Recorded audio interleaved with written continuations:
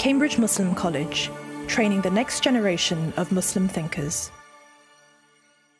So my name is Anam. I am a specialty trainee in neurosurgery at the National Hospital for Neurology and Neurosurgery in London.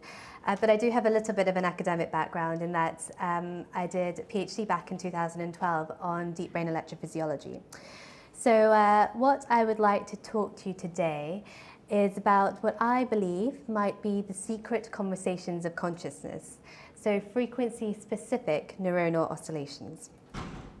But first, for a little bit of background. So as a doctor, surgeon, and particularly a neurosurgeon, the question of consciousness is always the first that's on the tip of my tongue.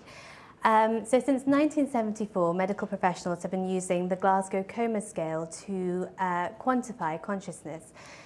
So when I'm on call and I get a phone call from an A&E somewhere in London saying, so the A&E doctor says to me, we have an elderly gentleman here who has a bleed on the surface of the brain. He is opening his eyes spontaneously. He is obeying commands, but he's a little bit confused. He doesn't quite remember what day of the week it is. I can say, okay, fine, can you keep a close eye on the patient, but we still have a little bit of time, so can you please get back to me with X, Y, Z information?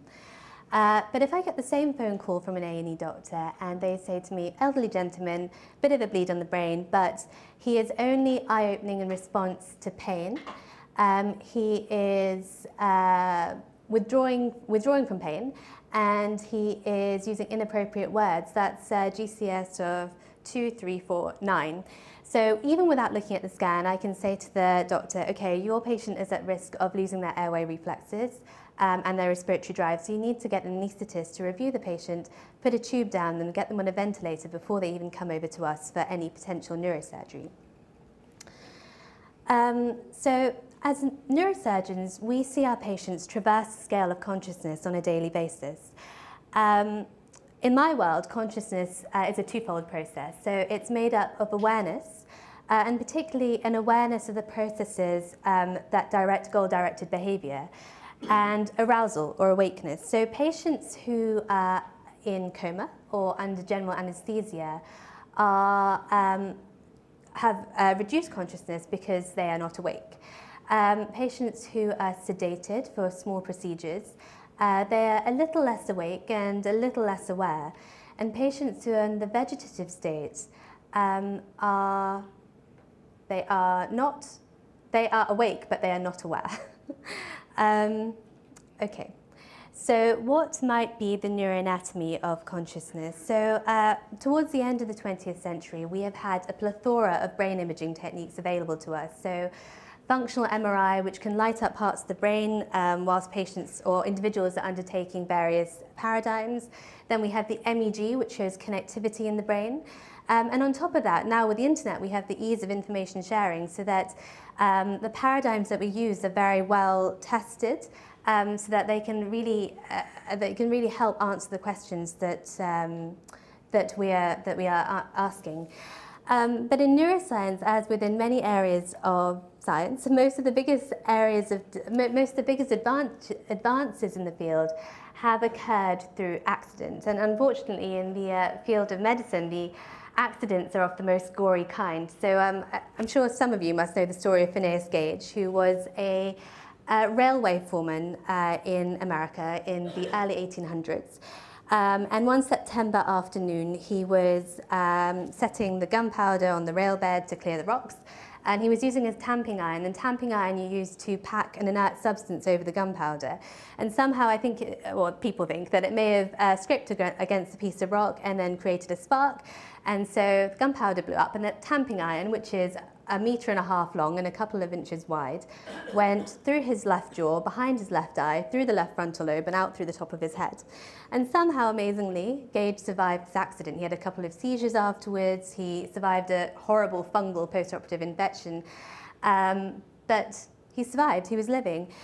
But the Gage who survived was not the same Gage that his friends and family knew. So his personality had markedly changed. He was a lot more impulsive, he was foul-mouthed.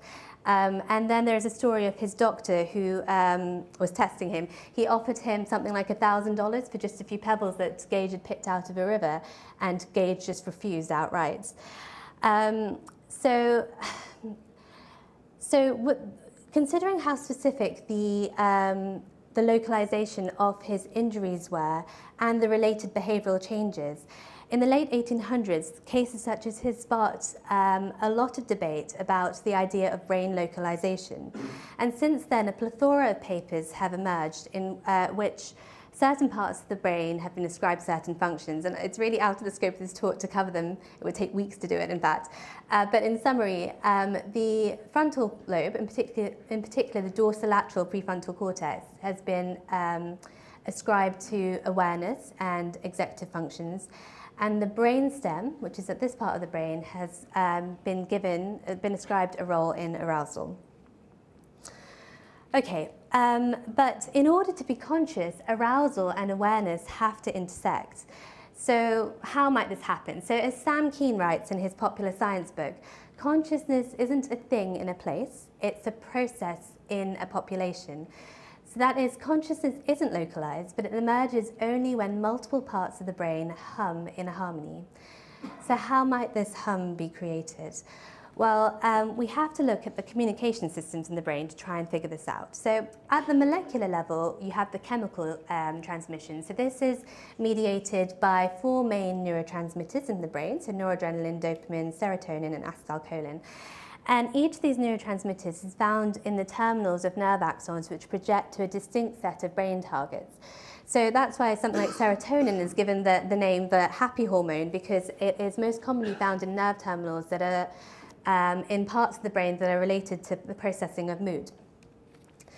So the neurotransmitters, one could say, are the equivalent of the currency or the language of communication. But the subject of the conversation can also be encoded, and it is this which we believe, and is now widely described to be the case. So we think that frequency-specific neuronal oscillations are what encode the conversations, the secret conversations of the brain. So there's now been a plethora of evidence which has related alpha activity, which is that over 8 to 15 hertz, to processes such as attention. Then you have the beta activity, which is between about 15 to 35 hertz, which has been related to initiation of movement. And then gamma activity has been related to cognitive functioning. So just as a side note, why is it that we talk about electrical transmission in the brain at all? I'm not going to go into too much detail, and also any physicists in the room are welcome to correct me afterwards. But so the reason is that electricity is a form of energy resulting from existence of charged particles, and basically all neuronal action potentials within the brain are mediated by a flow of ions inside and outside of the cells. And that's what I'm going to say at this point. Okay, so there are now a number of ways by which we can record the electrical fields that are related to the electrical currents. So the EEG is the oldest form of measurement, which is this little cap that this gentleman is wearing. And it's useful. It gives you high temporal resolution recordings, but not so great spatial resolution recordings because you have the skull that's in the way and all the tissues as well. Then you have the MEG, which is it's sort of been more in use in the last 20, 30 years or so, which looks at the magnetic fields that result because of the electrical activity within the brain. So this gives you, again, good temporal resolution and slightly better spatial resolution as well. And then you have the ECOG, which has really come into fashion sort of in the last 5 to 10 years in the context of epilepsy surgery. So in this case, the electrodes are implanted, well, not re-implanted, they're placed directly onto the surface of the brain. This gives you excellent temporal resolution, and the spatial resolution is better in the sense that you don't have the skull, you don't have the skin tissues getting in the way and distorting the fields. But essentially, the EEG, the ECOG, and the MEG are all just recording activity on the surface of the brain. If we really want to understand what's going on in the deepest, darkest recesses of the brain, we need to be looking at the recordings from depth electrodes. And luckily, the DBS electrode gives us just such an opportunity. So I was going to try and show you a film, but I'm not sure if it's going to work. Let's see. This one. Okay, so this is a patient with Parkinson's disease. So in patients with Parkinson's disease basically are bradykinetic. They are so slow, they're rigid, and they have a resting tremor, as you can see on my left-hand side. But then with deep brain stimulation, all of these symptoms can be significantly ameliorated. So what deep brain stimulation is supposed to do is to, how do I make this bigger? I don't know how to make it bigger now.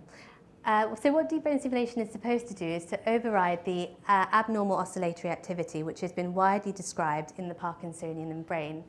But having the DBS electrodes implanted within certain subcortical structures allows us to take recordings from these electrodes prior to connection of the electrodes to the implanted pulse generator. So essentially it allows characterization of brain function from these deepest, darkest subcortical structures in the brain. And let's see. I think, can you just make this look a bit bigger for me? Thank you. Thank you. Okay, so the deep, dark structures of the brain that I would like to talk about are the basal ganglia. And as I spent 3 years doing my PhD in studying these subcortical structures and a significant amount of time since, I would like to propose the hypothesis that the basal ganglia may actually be the interface between arousal and awareness. And it was as early as 1978 that Hassler wrote that the basal ganglia, at the same time, focus the attention, emotional participation, and excitability on one single event by simultaneously suppressing and fading all other happenings and motivational objects. So I'd just like to add a disclaimer at this point that my PhD itself was not on the neural basis of consciousness. I was a member of the Functional Neurosurgery Experimental Neurology Group at the University of Oxford and also based at UCL at Queen's Square. And what we were looking at were trying to improve the DBS parameters for patients with Parkinson's disease to try and minimize any side effects and trying to improve movement and function in general. But it's only when I look back on these studies 5 years later that I realize actually the paradigms that we designed were manipulating the two subcomponents of consciousness, both in the front of awareness and in the domain of arousal. So let's have a look at some of these studies. So the first study was into verbal fluency. So the first inkling that we got that the subthalamic nucleus, which is the main nucleus that we implant for deep brain stimulation in Parkinson's disease, and is a very important structure in the basal ganglia. So, so when patients were undergoing DBS of the subthalamic nucleus, the most consistently and persistently reported side effect was a decrease in verbal fluency. So this suggested to us that this nucleus must have a role outside of just movement. So we recruited 8 patients with bilateral SDN DBS electrodes, which hadn't yet been connected up to the stimulator, and we asked them to undertake verbal fluency tasks. So this involved a phonemic verbal fluency task and a semantic verbal fluency task. In the phonemic verbal fluency task, subjects were asked to name as many words as possible, beginning with a particular letter in 60 seconds. And in the semantic one, they were asked to name as many words as possible belonging to particular semantic subcategories. And what we found that whilst the subjects were undertaking this task, there was a significant increase in gamma power. And what was really interesting was that these increases in gamma power correlated significantly with measures of switching. Switching being the ability to disengage from an exhausted semantic subcategory and switch to a new subcategory. So, for example, if subjects were asked to name animals, the ones who were more successful would perhaps name all the household pets they knew first, followed by farmyard animals, followed by perhaps wildcats. So that was the first interesting finding. Then we have the second study, which looked at random number generation. So random number generation is another faculty that also declined in deep brain stimulation of the subthalamic nucleus. So again, we recruited 7 of the 8 subjects that we recruited last time, so with the externalized DBS electrodes, and we asked them to undertake this task in which they had to generate numbers between 1 to 9 in as random a fashion as possible in time with a pacing stimulus. And so the analogy of picking numbers out of a hat was given to them. Just as a side note, some of the biases of human random number generation as compared to a computer-generated series is that humans tend to seriate, so they would tend to count. They tend to avoid repeating the same number, and they tend to cycle the same subsets of numbers. Okay, so that's that. So the results were basically that we again saw significant increases in gamma power, albeit over a slightly less broad range than previously. And what was interesting was that this increase in gamma power correlated significantly with the number of repeated pairs of numbers, so, which is a measure of success of suppression of the human bias of repetition avoidance. So in sum, we concluded from these two studies that the subthalamic nucleus might actually play a role in switching from automatic to controlled behavior. So the reason why we thought this might be possible is because of the Alban and DeLong model of the basal ganglia network, which has been around since the early 1990s. So this is the model here. And as we know, in order to undertake goal-directed behavior, it's a very high resource-demanding and attention-demanding task. So it would require recruitment of the dorsolateral prefrontal cortex, or the executive functioning system. And what we proposed was that the gamma signature that we were seeing might be mediating the recruitment of the dorsolateral prefrontal cortex. I'm not going to describe this basal ganglia diagram because every time I had to do a medical school exam, I had to learn it again. It's just far too complicated. But basically, within the basal ganglia, there are various different nuclei, and they make up the direct and the indirect pathway. Direct and indirect. The indirect in particular passes through the subthalamic nucleus, which is what I was taking the recordings from. And a number of groups, including my own, now feel that the two pathways probably act in parallel to inhibit the inappropriate responses and facilitate those that are correct. I can give you some references to read about it later if you are at all interested. Okay, so what about arousal? What might be the neural substrates of arousal, and how might it exert an influence on motor or cognitive processing? So the opportunity to start to answer this question arose when we came across the paradoxical kinesia story. So the paradoxical kinesia was first described by Sucre, an early 20th century French neurologist. So over the years, a lot of anecdotal evidence has accumulated of patients who are quite severely disabled with the bradykinetic symptoms of Parkinson's disease, suddenly being able to jump up and move at the sight of a fire or sound of a car accident. More recently, a group whose patient population was in the 2008 Italian earthquake described reports of their patients literally being able to lift their carers up and carry them through collapsing three-story buildings. And even in animal experiments, rats with dopamine-depleting brain lesions were still able to escape when confronted with a room full of cats. So the phenomenon was really exciting because it suggested to us that there are neural systems which enable Parkinsonian impairment to be overridden. And if we could identify and manipulate these pathways, we may be looking at a more effective therapy for the movement impairment in Parkinson's disease. But we first had to try and capture the essence of this phenomenon in a controlled experimental environment. So we decided to look at the movement parameters that contribute to a maximal hand grip with and without an arousing stimulus. And the arousing stimulus we decided to use was a very loud 96 decibel auditory tone, which was delivered in time with a visual cue on random trials.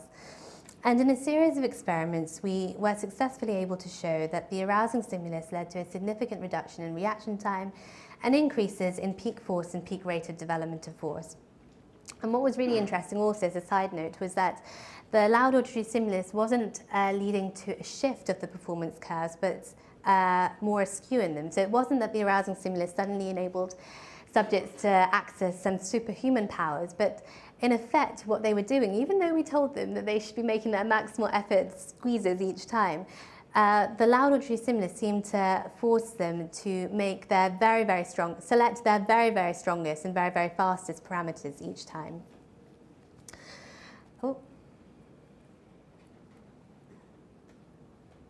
Okay, I seem to be missing something.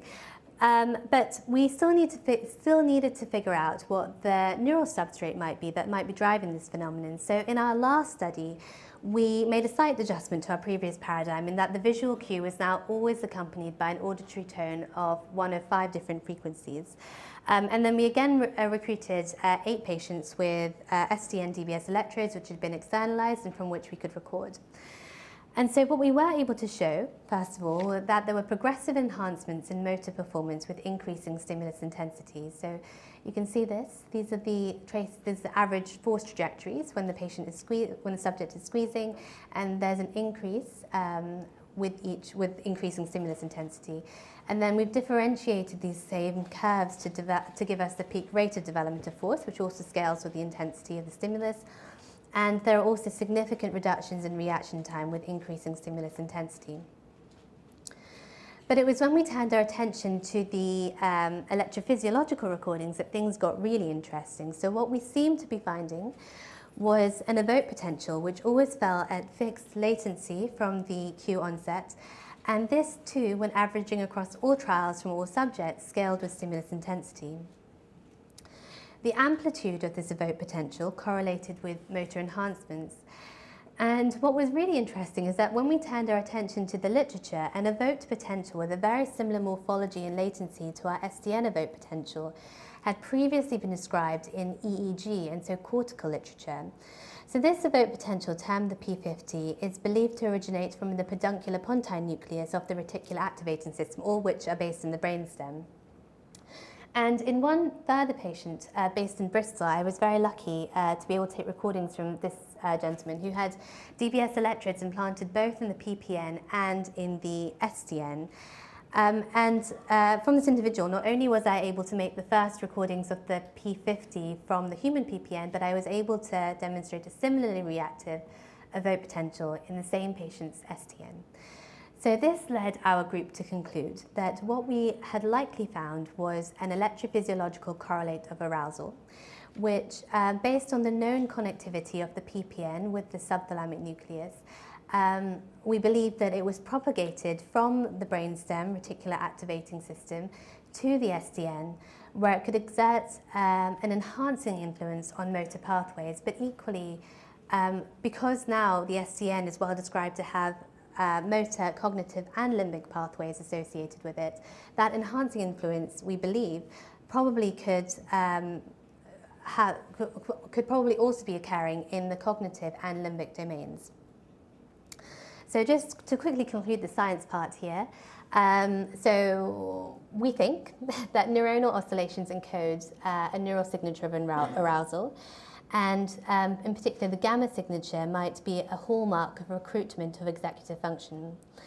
And then the basal ganglia network, we think, may provide an interface for arousal-related optimization of processing, and also a platform for recruitment of the executive functioning system.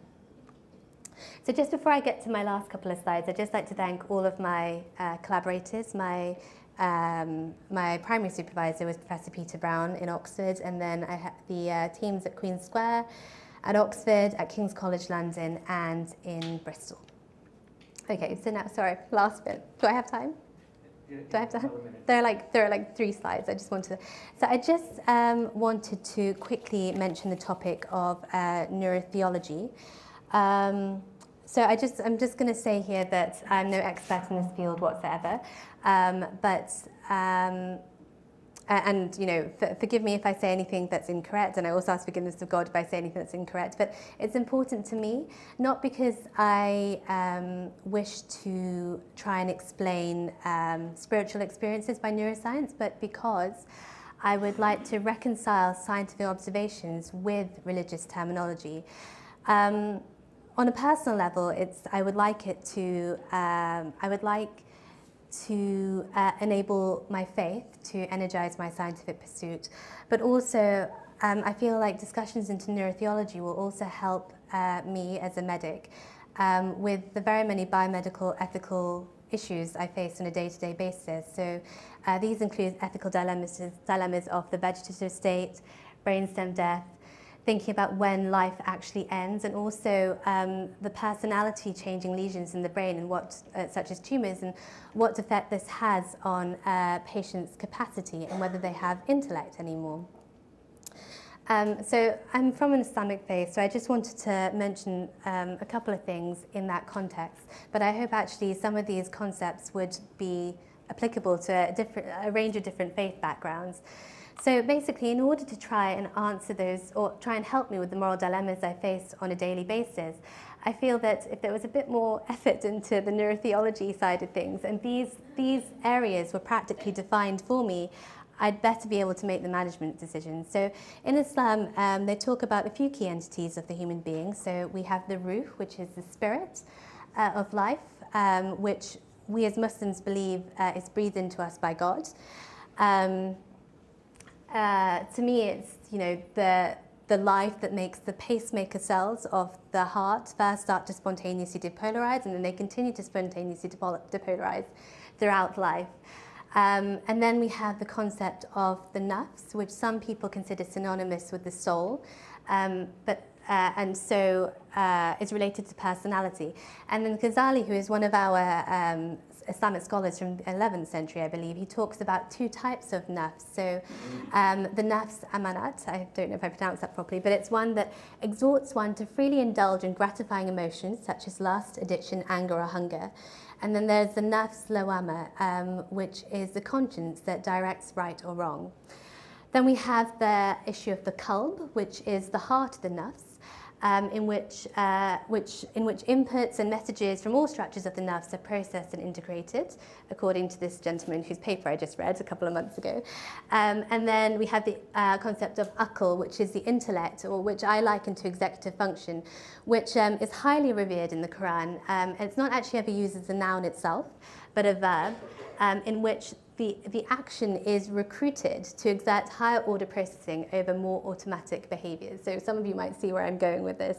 And then we have the concept of irada. So here I have tried to reconcile my scientific findings with some of the religious terminology.